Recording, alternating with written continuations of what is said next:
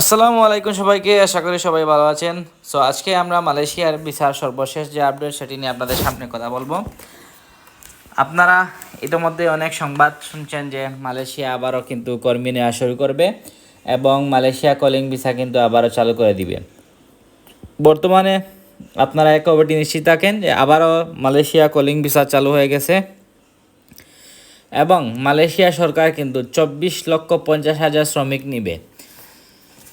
2025 সালের 31 ডিসেম্বর পর্যন্ত 24,50,000 শ্রমিক নিবে কলিং ভিসায় এবং 13টি পেশার মধ্যে আপনার কৃষি পেশা আছে, কোম্পানির ভিসা, তারপরে পাম অয়েলের যে ভিসাগুলো, বাগানের ভিসা, অনেকগুলো ভিসা, টোটাল 13টি ক্যাটাগরিতে আপনার 24,50,000 কর্মী নিবে।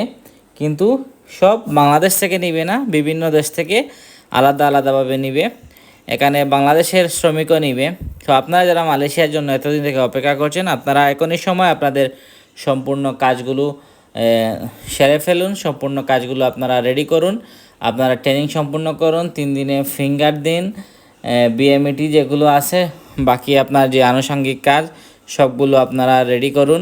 এবং মালয়েশিয়া সরকার কিন্তু আরেকটি জিনিস বলেছে যে অনুমোদিত এজেন্সির মাধ্যমে শুধু মালয়েশিয়া কর্মী নিবে, অন্যান্য কোনো এজেন্সির মাধ্যমে নিবে না।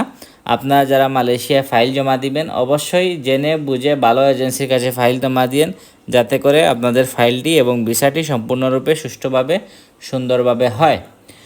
আশা করছি আপনারা বিষয়টি বুঝতে পারছেন এবং আমি আরও কিছু ভিডিও মালয়েশিয়ার জন্য আপডেট করব কিছুদিনের মধ্যেই। আমার ভিডিওটি যদি ভালো লাগে অবশ্যই চ্যানেলটি সাবস্ক্রাইব করে পাশে থাকবেন। আমি নতুন ভিডিওতে আপনাদেরকে আরও তথ্য দিব। ধন্যবাদ।